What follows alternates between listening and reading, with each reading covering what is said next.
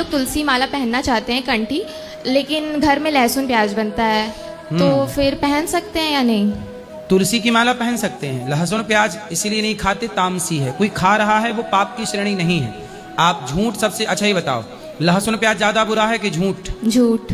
लहसुन प्याज ज्यादा बुरा है कि कपट? कपट। लोग लहसुन प्याज जो छोड़ चुके हैं उनसे पूछना कि क्या तुमने झूठ छोड़ा है, कपट छोड़ा है? जी। इसलिए जो छोड़ने योग्य है पहले वो छोड़ दो। सही बात। हमारे यहाँ कहते हैं कि बड़े बड़े पाप करें, छोटे करें लजाएं। जी। मतलब झूठ बोलने में लाज नहीं है, लहसुन प्याज खाने में लाज आ रही है। कपट करने में लाज नहीं आती, दिन भर चुगली करने में लाज नहीं आती, लहसुन प्याज खाने में लाज आती है। ऐसा है, झूठ कपट भी त्यागो, लहसुन प्याज तो छूट ही जाएगा। ये तामसी है इसलिए भक्त नहीं खाते, भगवान का भोग नहीं लगता इसलिए नहीं खाते। तो पहले बुराइयां जो हैं वो छोड़ दो, धीरे धीरे ये सब छूट जाएगा। गुरुजी, जो हमारे लड्डू गोपाल हैं उनको तो हम 4 टाइम भोग नहीं लगा पाते हैं, तो 2 टाइम लगा सकते हैं? 2 टाइम लगा दो, क्योंकि अभी स्टूडेंट हैं तो कोई फिर बात नहीं, 2 बार बहुत, भगवान इतनी खाते हैं। ठीक है, धन्यवाद गुरुजी, राधे राधे। किसी पति चीज अच्छे हैं? पति अच्छे हैं पर गुस्सा बहुत करते हैं, किस बात का? हर छोटी छोटी सी बात पर। छोटी छोटी बातों में गुस्सा है? पति से बोल देना कि बड़ी बातें किया करो फिर। आए भी हैं वो हमारे साथ। कहाँ हैं? वो यहीं बैठे हैं। कहाँ हैं? गुस्सा क्यों आता है आपको? गुस्सा क्यों आता है, मैं शॉप पर रहता हूँ, उसके बाद घर वगैरह आना होता है, तो ये कुछ बोल देती है। रात को आने के बाद माइंड स्ट्रेस में रहता है बहुत ज़्यादा, तो इस छोटी छोटी बातों पर लड़ती है, तो जब गुस्सा इसलिए पति आता है। काम करके आए हाँ, तो पति का वेलकम, बात कराओ पत्नी से, पति का वेलकम गुस्से से नहीं, पति का स्वागत थोड़ा स्माइल के साथ कर लिया करो। इनका नेचर ना गुरुजी, मतलब ऐसा है, अगर मैं बोलती हूँ ना कि कभी कभी हमें, मतलब जरूरी नहीं है खिलाने पिलाने, सिर्फ ऐसी बाइक से भी स्कूटी से ले जाया करो, सिर्फ राइड के लिए। मैं भी चलाना जानती हूँ स्कूटी। बात कराओ। आप अपनी पत्नी को घुमाते नहीं हैं? नहीं घुमाता हूँ, घुमाने के लिए तो लाया हूँ वृंदावन। अभी मेरी ससुराल ऋषिकेश की है, मैं हर 6 महीने में जाता हूँ, इन्हें वहाँ घुमाता हूँ, पूरे ऋषिकेश, गंगा आरती वगैरह होती है, हर जगह घुमाता हूँ। हर दूसरे दिन शक्तिमान की तरह गोल गोल घुमा दिया करो। शक्तिमान शक्तिमान शक्तिमान। शक्तिमान देखे हो? शक्तिमान तो नहीं बन सकते ना गुरुजी, घुमाने के लिए नहीं, सिर्फ ऐसे। आप शक्तिमान की तरह घूम जाया करो। मेरे को भी आती है, पर मुझे इनके साथ जाना स्कूटी पे अच्छा लगता है, सिर्फ मुझे और कहीं नहीं, सिर्फ ऐसी एक राउंड। बच्चों का भी मन करता तो है, बच्चों को घुमा दिया करो, थोड़ा घुमा दिया करो। और आप भी जब ये आया करें, हाँ जी, तो आज से प्रॉमिस करो कि इनका वेलकम कैसे करोगी। मैं तो हमेशा वैसे हंस के ही करती हूँ, लेकिन इन्हें गुस्सा बहुत आता है। नहीं, इनको गुस्सा आने दो, आप अपना गुस्सा ना दिखाओ और आप हैप्पी कैसे रहोगी? हैप्पी रहूंगी। कैसे वेलकम करोगी करके दिखाओ। हंस कर ही करूंगी, है ना? गुरुजी, ऐसे थोड़ा स्माइल के संग आइए, हाँ जी। नहीं है ना? और आते ही एक आई लव यू चिपका दो। अब ना, मतलब मैं इनसे कम बात करती हूँ, इनको पसंद नहीं है ना मैं रोज फोन नहीं, करूं। बात करो, हाँ बात जी, करना अच्छा होता है। फोन नहीं करती अब ज्यादा। मेरी एक फ्रेंड है, काम भी तो है पति के पास, हाँ जी, बेचारा हाँ जी। काम ना करे तो घर मैंने कैसे चले? छोड़ दिया है गुरुजी, अब मैंने ज्यादा फोन नहीं करती हूँ मैं। मेरी एक फ्रेंड है, जो भी मेरी बात होती है मैं उनसे कह देती हूँ, वो मुझे समझाती हैं, और उनकी बात होती है तो वो मुझसे कह देती हैं। ठीक है। महाराज जी, इसी एजुकेशन सिस्टम में कितना भ्रष्टाचार है। जैसे अभी सीबीएसई की चेकिंग हुई, जिसमें OSM on screen marking 12th board के लिए की गई, जिसमें जो बच्चे 90% लाते थे उनके 30% अंक आए हैं। कुछ लोगों की कॉपी नहीं खुल रही। मेरी खुद की कॉपी मैंने जब वेबसाइट पे डाली तो उसमें लिखा के आ रहा है कि आपका रोल नंबर एग्जिस्ट ही नहीं करता, आप स्टूडेंट ही नहीं हो। मैंने 3-4 महीने केमिस्ट्री में इतनी मेहनत की और तब भी जाके मुझे केवल और 26 मार्क्स मिले। मैंने मेरी कॉपी स्कैन देखने के लिए डाली, मुझे यकीन नहीं हुआ और वो कॉपी आई नहीं, अभी तक मेरे पैसे ही फंस के रह गए। तो इसमें कितना भ्रष्टाचार है जो चल रहा है, चाहे वो ये हो आरक्षण हो या जैसे जातिगत किया जाता है, इन सब पे भी कितनी भ्रष्टाचार है महाराज। ध्यान देना चाहिए सिस्टम को, ताकि बच्चों के शिक्षा से खिलवाड़ ना हो।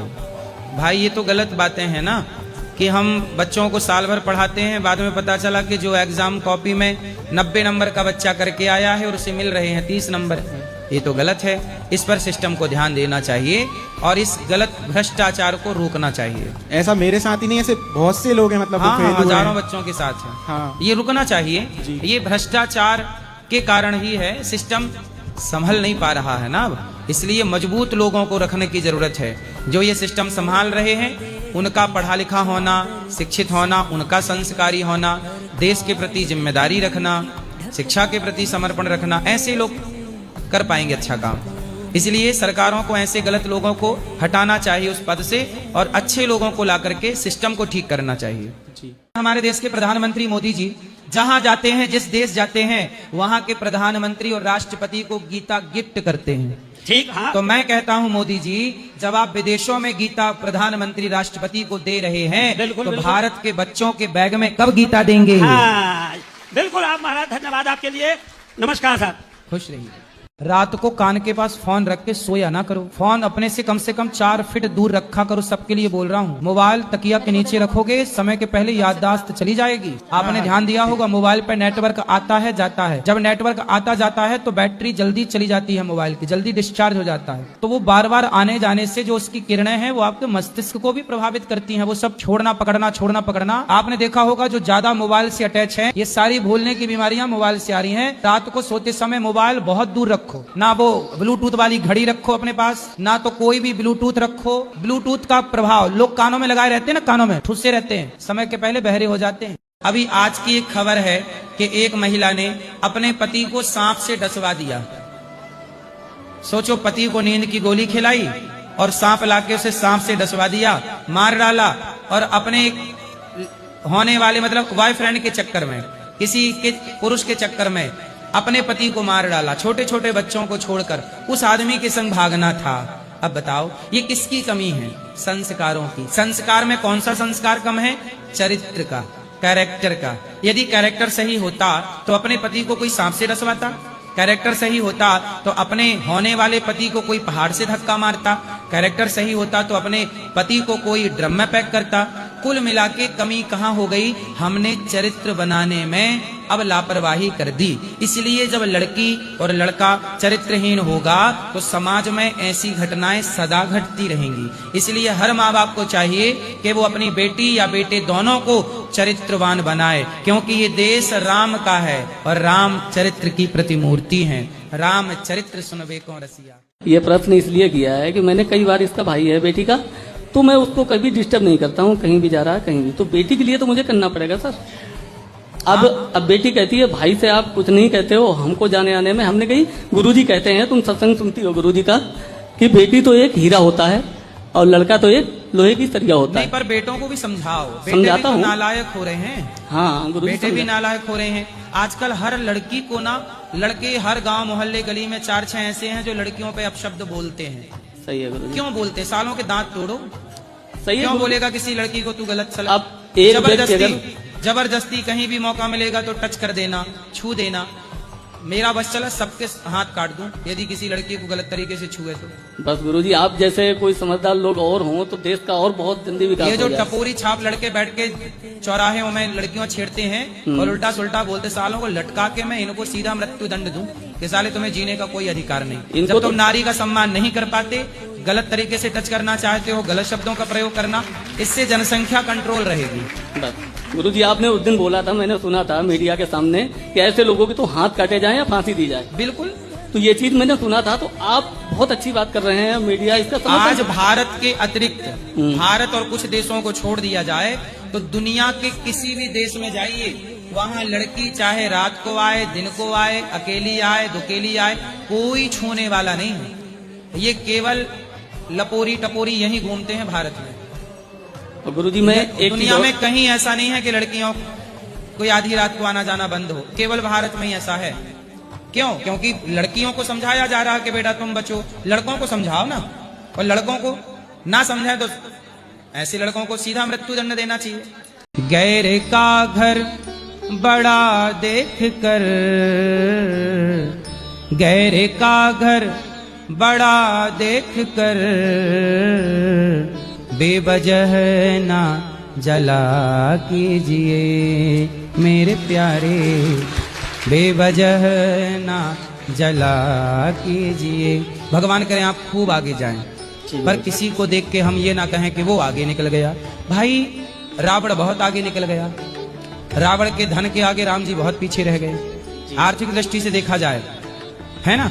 लेकिन वो बड़े आदमी रावण के लोग पुतले जलाते हैं और झोपड़ी में रहने वाले राम के मंदिर बनाते हैं। तो धन से कोई बड़ा नहीं होता बेटा, अच्छे विचारों से, अच्छे संस्कारों से व्यक्ति महान होता है। जी। इसलिए आपका दोस्त बड़ा है, आप अच्छे से चलो, धर्म से चलो। पैसे ही सब कुछ नहीं होते। पैसा सब कुछ होता तो मंदिर राम के नहीं रावण के बनाए जाते, क्योंकि रावण के पास सबसे ज्यादा पैसा था। पैसे कुछ नहीं, पैसे एक जरूरत के लिए है, होना चाहिए आपके पास जी, पर परेशान होने के लिए नहीं होता पैसा, खुशी के लिए होता है जी गुरु जी। क्या रहोगे अब? खुश रहा करो। ठीक है गुरु जी। क्या करोगे? भगवान ने अपने पुत्र गणेश का वध क्यों किए, जाने या अनजाने? वध नहीं किया बेटा, वध किया होता तो मर गए होते, पर गणेश जी तो जीवित हैं आज भी। वह एक तरह की लीला थी, और लीला ऐसी थी कि देखो, एक मनुष्य के शरीर में एक हाथी का सर लगाना। गणेश जी का सर किसका है? हाथी का है। अब बताइए, आप आज के विज्ञान में, आजकल के मेडिकल साइंस में क्या ये संभव है? नहीं। जब आज के मेडिकल साइंस ने ये सब नहीं कर पाया, तो उसने ये कह दिया कि ये तो बातें झूठी हैं, क्योंकि आपके विज्ञान से शिव का विज्ञान बहुत आगे है। आप 1 करोड़ साल बाद ऐसा शायद कर पाओ जो शिव जी ने करोड़ों साल पहले किया। तो मानव जाति को ये भी तो बताना है कि इस तरह के ऑपरेशन, जैसे भगवान शंकर कौन है? भगवान शंकर इस धरती के पहले सर्जन हैं जी हाँ, जिन्होंने दक्ष के सिर पर बकरे का सिर जोड़ के ऑपरेशन सफल बनाया। और गणेश जी का, शिव जी किसी के शत्रु नहीं है और शिव जी से कुछ छिपा भी नहीं है, पर समाज के लिए एक लीला करनी है। और लीला में क्या बताना है कि माँ की आज्ञा थी कि गणेश जी द्वार पर खड़े रहें और कोई भी अंदर ना आए। तो माँ की आज्ञा गणेश जी ने ऐसे पालन किया कि माँ की आज्ञा थी कोई अंदर ना आए, तो उस आज्ञा के पालन में प्राणों का बलिदान भी देना पड़ा। तो गणेश जी ने दे करके दिखाया और समाज को मैसेज दिया कि माँ की आज्ञा का पालन ऐसे होता है। इसलिए गणेश जी प्रथम पूज्य हैं। तो एक लीला के पीछे बहुत सारे कारण होते हैं, क्योंकि लोग नहीं समझते, उस टाइम के विज्ञान को नहीं जानते। आज का विज्ञान वहां तक पहुंचा नहीं है, उस विज्ञान को नकार देता है कि ये तो बात गलत है, क्योंकि आप तो वहां तक पहुंच नहीं पाए। आजकल के युग में तो नहीं हो रहा है ना कि आदमी के सिर पे बकरे का सर जोड़ दिया जाए, ये तो संभव नहीं है। लेकिन यदि ये विद्या आपको आ गई सैकड़ों साल बाद, लाखों साल बाद, तो आपको लगेगा कि हाँ, शिव जी का वह कृत्य सत्य था। आज वो खगोल कल्पना कह देते हैं कुछ लोग, क्योंकि आप वहां तक पहुंचे नहीं, पर आपके पहुंचने का पावर भी वहां तक अभी है नहीं। ऐसा गुरु जी, जो इतने सुंदर सुंदर स्वरूप है भगवान के, वो स्वरूप कैसे मतलब पता चला इंसान को? लिखा है ना वेदों में, पुराणों में। जैसे चोर को पकड़ने के लिए पुलिस स्केच बनवा लेती है, ऐसे ही वेदों पुराणों में भगवान के स्वरूप का वर्णन है। वरहा पीडम नटवर वपुः कर्णयो कर्णिकारम विभ्रदवासः कनक कपिशम वै जयंतीम च मालाम। कौन सी माला पहने हैं, कानों में क्या है, मुस्कान कैसी, गाल कैसे, आंखें कैसी, एक एक अंग का वर्णन है। सहस्त्र शीर्षा पुरुषः सहस्त्राक्षः सहस्त्रपाद, तो सब लिखा है। उसके अकॉर्डिंग वो चित्र बन गया और ये भगवान की छवि सामने आ गई। जैसे आजकल देख रहे हैं कि बलात्कार बढ़ते जा रहे हैं। जैसे कि राजस्थान की एक न्यूज आई, इसमें एक 13 साल की बच्ची को 30 मर्दों से ज्यादा रेप करा गया उसका। तो उसमें कानूनन व्यवस्था है या क्या एजुकेशन सिस्टम भी, इन सब पे आपका क्या मतलब वो है, आप क्या कहना चाहेंगे? देखो, संविधान है फिर भी रेप हो गया कि नहीं? लोग कहते हैं देश संविधान से चल रहा है, तो संविधान से चल रहा है तो फिर रेप हुआ तो उसका जिम्मेदार कौन है? संविधान ही है। कि संविधान के नाक के नीचे रेप हो गया?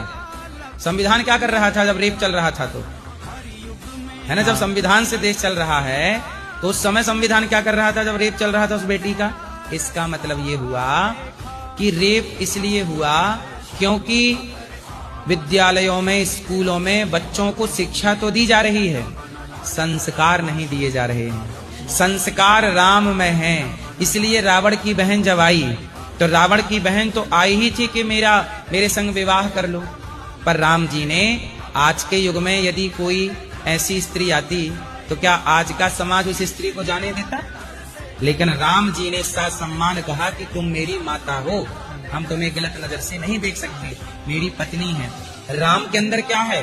संस्कार।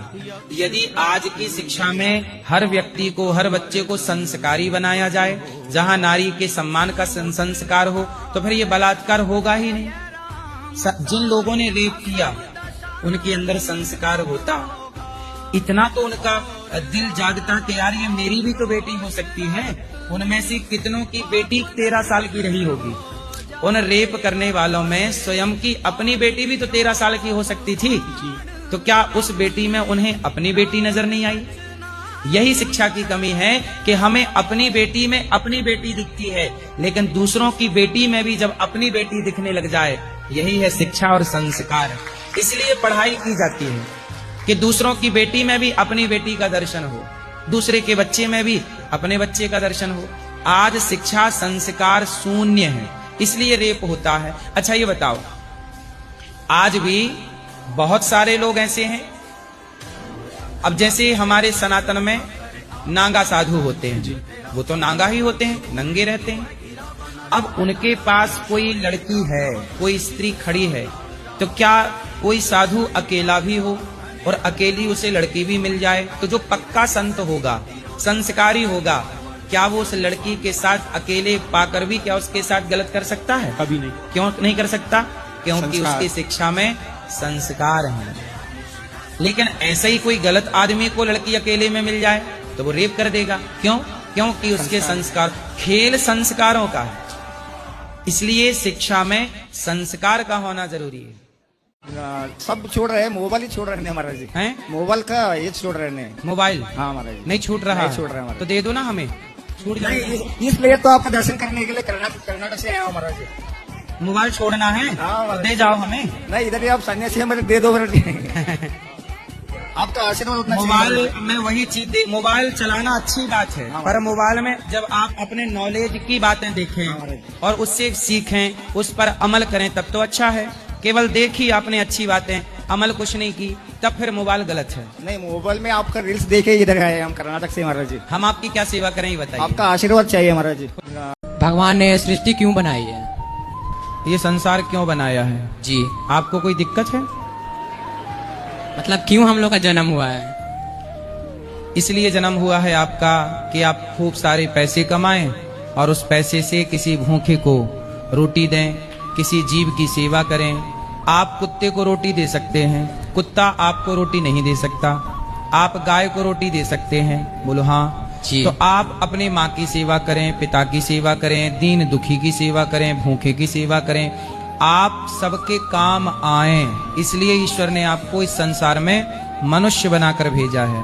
आपका जन्म क्यों हुआ है जानते हैं? समाज की सेवा के लिए। अब आप लोग क्या है, सेवा करते नहीं, बेफिजूल की लड़ाई झगड़ा में उलझ जाते हैं, नशे में उलझ जाते हैं, टेंशन पाल लेते हैं, गलत कामों में लग जाते हैं, फिर भगवान को गालियां देते हैं कि भगवान ने क्यों संसार बनाया, क्यों बनाया। आपके अच्छे के लिए बनाया है ईश्वर ने, कि आप इस धरती पे आए, अच्छे अच्छे काम करें कि नहीं? जी। आप अपने घर में नौकर रखते हैं, काय के लिए रखते हैं? कि वो घर के सब बिगाड़े कि बनाए? बनाए। हाँ, और बिगाड़ेगा तो आप हटा दोगे। ऐसे ही हम सब ईश्वर के नौकर हैं। जैसे आप अपने घर में एक नौकर रखते हैं इसलिए कि वो आपके काम को और आसान करे, ऐसे ईश्वर की सृष्टि को और आसान करने के लिए भगवान ने हमें भेजा है कि जाओ अनिरुद्धाचार्य, तुम बेसहारा माँओं की सेवा करना, कुछ बच्चों को पढ़ाओ लिखाओ। तो हमें भेजा है, जाओ गौरी गोपाल आश्रम में वृंदावन आने वाले हर भक्तों को भोजन मिलना चाहिए, तो रसोई यहाँ पे चल रही है। हमें भेजा है सेवा के लिए, हम कर रहे हैं। आपको भी भेजा है कि पढ़ लिख के पहले योग्य बनो, फिर पैसे कमाओ, माता की, पिता की, समाज की, दीन दुखी की, आप भी कुछ गरीब बच्चों को पढ़ाना जी, आप भी किसी की हेल्प करना। तो अब पता लगा कि भगवान ने क्यों भेजा है। जी। आप लोगों को पढ़ाया गया होगा कि पहले स्त्रियों के स्तन का कर मांगा करते थे, जी। स्त्रियों को छाती ढकने की इजाजत नहीं थी, जी। ऐसा पढ़ाया ना? जी, जी, पर ये पढ़ाया। पढ़ाई पूरी झूठ है। प्राचीन किसी भी इतिहास में ऐसा नहीं है। ये समाज को आपस में लड़ाने के लिए कुछ लोगों ने पढ़ाया, आप जैसे बच्चों को भड़का दिया। अब सोचो, ये गलत चीजें जब आप पढ़ेंगे, इसमें हमारी क्या गलती है? आप पढ़ ही ऐसा रहे हैं जिस पढ़ाई में जहर है, इसमें हमारी क्या गलती है? हमने कब कहा कि तुम छाती मत ढको? हमारे सनातन में कब कहा? बताइए। शबरी, राम शबरी के बेर खाए कि नहीं? तो शबरी की छाती ढकी थी कि खुली थी? ढकी थी। बोलो। ढकी तो थी। फिर ऐसा क्यों बोला गया कि जातियों शूद्रों को छाती ढकने की इजाजत नहीं थी? कौन बोला? ये गलत पढ़ाया है। मैंने बड़े बड़े टीचरों के मुंह से सुना, पढ़ा रहे हैं, जी। गलत फैक्ट बोल रहे हैं ये। आप पढ़ने लिखने के नाम पे समाज को जहर परोसेंगे, इसमें हमारी क्या गलती है? हमारे सनातन की क्या गलती है? हमारे वेदों की क्या गलती? तुमने ही फैक्ट नहीं जाना। अब किसी एक राइटर आया, अभी राइटर आए, वो कुछ भी लिख दे, वो कह दे कि देखो, अरे भाई राइटर कोई भी पुस्तक कुछ भी लिख सकता है, उसकी पुस्तक मान्य छोड़ी होगी जी। अंग्रेजों का नारा क्या था? फूट डालो, शासन करो। तो जो अंग्रेजों की रोटी खाते थे वो सनातन में गलत चीजें लिख के चले गए। अब ये बताओ, प्रयागराज का नाम क्या वर्तमान में है? इलाहाबाद। अब बताओ, अल्लाहाबाद नाम रखा, असली नाम है अल्लाहाबाद। जी। क्या नाम रखा था मुगलों ने? अल्लाहाबाद। अल्लाहाबाद, उसे हम लोग इलाहाबाद कहते हैं। अब ये बताइए, सनातनियों का सबसे बड़ा तीर्थ है जी। प्रयागराज। जी। प्रयागराज का नाम बदल दिया कि नहीं? जी। और नाम बदल के हम लोगों, हमारी जनरेशन के लोग क्या मानते हैं? इलाहाबाद है प्रयागराज, पढ़ाया अल्लाहाबाद गया। ऐसे ही छाती का कर देने का कोई था नहीं सिस्टम सनातन में। गलत एजेंडा के तहत अंग्रेजों मुगलों की मिली भगत से ये पढ़ाया गया, ये सिखाया गया, ताकि सनातन लड़ता रहे। और बड़े बड़े टीचर फैक्ट जाने बिना पढ़ा रहे हैं। इसमें हमारी क्या गलती है? ये आप जैसे स्टूडेंटों को समझना चाहिए, और जो पढ़ा रहे हैं क्रॉस क्वेश्चन करना चाहिए कि सर ये कहां से लाए हो पढ़ाते समय, क्यों आपस में लड़ा रहे हो? द्रौपदी के कपड़े नहीं उतारे गए तो क्या हम पूरे समाज को बदनाम कर दें कि उस जमाने? अब क्या कहो कि द्वापर में कपड़े उतारे जाते थे। भाई उतारे गए, एक के उतारे गए और एक ने उतारा। जी। किसी ने किसी महिला के स्तन काटे होंगे, काटे भी होंगे, हम नहीं कहते हैं। जी जी। आज भी तो छोटी बच्ची के साथ, 13 साल की बच्ची के साथ 25 लोगों ने बलात्कार किया। जी। तो किया ना? जी। तो क्या उसके लिए पूरे भारत के युवाओं को दोषी बना देंगे? नहीं भाई, जिन्होंने अपराध किया वो दोषी हैं, तो जिन्होंने स्तन काटे वो दोषी हैं। आप ये नहीं कह सकते कि पूरा ब्राह्मण क्षत्रिय समाज दोषी है। नहीं, शूद्रों पर अत्याचार होता था, जो करते थे वो दोषी हैं, सब दोषी नहीं है।